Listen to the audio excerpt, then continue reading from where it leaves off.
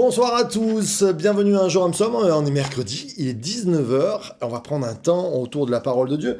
On a commencé cette semaine avec le psaume 72, et on a fait donc première, deuxième partie, et voici la dernière partie, la troisième partie, un psaume de Salomon, fils de David, et qui vient nous parler du Christ, de son ministère, qui vient nous parler dans une vision prophétique de ce que Jésus va accomplir, et puis donc nous avons lu jusqu'au verset 14, et bien nous recommençons ce soir, du verset 15 jusqu'à la fin. On vivra et on lui donnera de l'or de sabbat. On priera pour lui sans cesse. On le bénira tout le jour. Il y aura abondance de blé dans le pays. Au sommet des montagnes, son fruit frémira comme le Liban. Les hommes fleuriront en ville comme l'herbe de la terre. Son nom subsistera toujours aussi longtemps que le soleil. Son nom se perpétuera. Par lui, on se bénira mutuellement. Toutes les nations le diront heureux. Puis, dernière partie qui est un peu un cantique qu'on aimait répéter et répéter. Béni soit l'Éternel Dieu, le Dieu d'Israël, qui seul fait des miracles. Béni soit à jamais son nom glorieux, que toute la terre soit remplie de sa gloire. Amen. Amen. C'est marqué. Voilà, amen, amen. Amen, amen, qui veut dire c'est vrai, c'est vrai. La racine Emouna. Qu'est-ce qui est vrai ? C'est compliqué de savoir aujourd'hui qu'est-ce qui est vrai. Quelquefois, on nous dit, voilà, il faut se faire vacciner parce que c'est la solution. Et puis certains vont dire, mais non, c'est pas la solution parce qu'on pourra tomber malade derrière.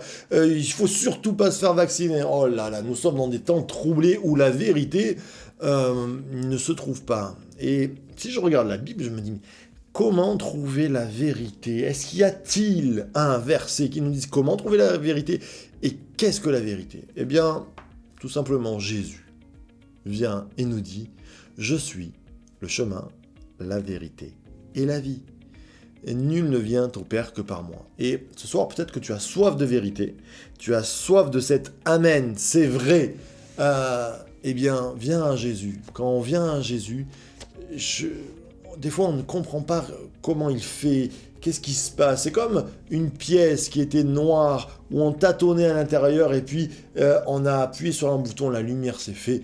Quand tu appuies sur le bouton d'alarme de secours, Jésus, il vient faire la lumière dans ta vie. C'est l'Amen, c'est celui qui est vrai et qui vient devant nous. Alors, comment on termine ce psaume ? Eh bien, on priera pour lui sans cesse, on le bénira tout le jour.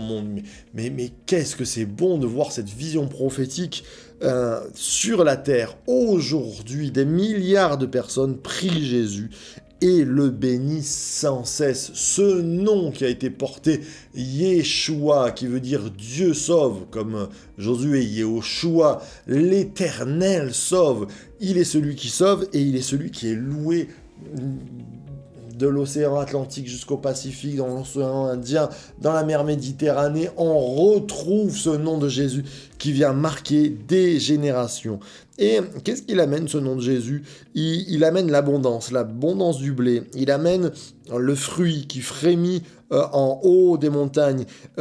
Il amène que les hommes fleurissent dans le pays. Les hommes fleuriront en ville comme l'herbe de la terre. Alors fleuriront, c'est peut-être des masses, mais ça me rappelle, les hommes fleuriront en ville comme l'herbe de la terre. Voici la moisson blanchie.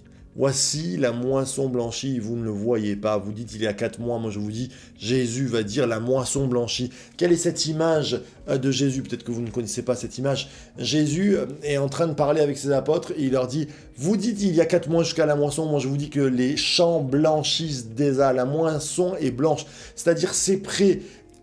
Les personnes sont prêtes.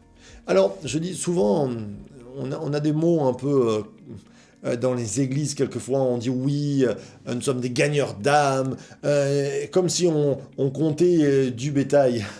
Mais Jésus, quand il dit la moisson blanchie, c'est prêt, c'est plus que le nombre de personnes, c'est la paix qui est déversée sur des milliers d'âmes qui sont en stress, qui sont apeurées, qui sont dans la crainte. C'est ça le bonheur. C'est pas le bonheur de l'évangile. C'est pas ne résulte pas dans le fait du grand nombre. Alléluia pour le grand nombre, mais pour le grand nombre qui a reçu la lumière, pour le grand nombre qui est sauvé, pour le grand nombre qui est au lieu de la colère, a reçu la paix, au lieu de la tristesse, a reçu la joie. C'est ça la moisson qui blanchit, c'est ça qui brûle dans le cœur de l'Église Source de Vie. Je vous rappelle la vision de l'Église Source de Vie, amener la vie aujourd'hui.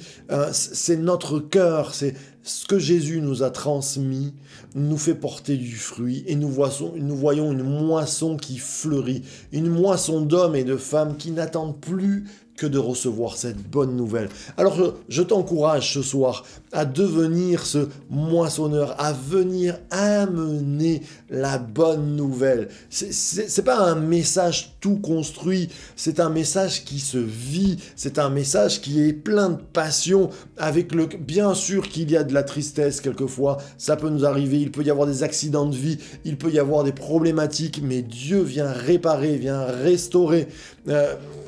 Je discutais il n'y a pas si longtemps que ça avec une sœur qui me disait « Cette période m'a fait tellement peur, mais Dieu est venu pour chasser nos peurs et nous donner une assurance, quoi qu'il arrive. C'est pas « je vais bien, tout va bien », je suis pas en train de faire du positivisme. Je dis « Dieu est mon assurance ».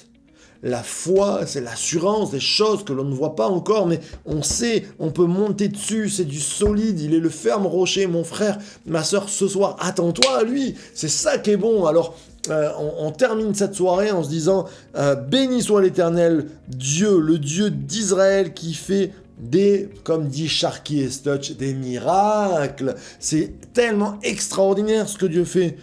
Et Dieu, c'est pas juste un changement de paradigme léger, en se disant, bon, c'est une amélioration. Non, c'est un miracle. C'est-à-dire, là où on ne peut pas passer, il nous fait passer. Là où la mer est devant nous et derrière il y a les ennemis, il coupe la mer. C'est un miracle. Il te faut un miracle, mon frère, ma soeur. Il te faut pas juste comme un petit soulagement, un petit frisson. Dieu, c'est un changement du tout au tout. C'est la possibilité de devenir une personne nouvelle. Waouh, gloire à Dieu.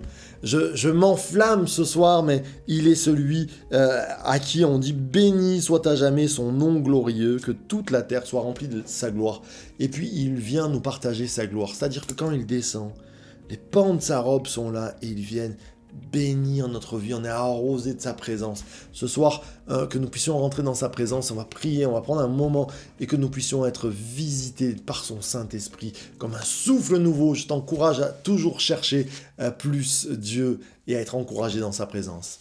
Notre Père, merci pour ce beau psaume 72, ce psaume qui nous parle de la venue de Jésus, ce Jésus qui vient nous sauver, mais plus que ça, qui vient amener sa vérité, l'amen, amen, qui vient faire que son nom subsiste à tout jamais et que nous espérons en lui. Notre espérance est en toi, Jésus, notre foi est en toi et notre vie est en toi. Alors que ta vie soit, que ta lumière soit, que ton espérance soit, remplis-nous de ta vie ce soir encore. Amen, amen et amen.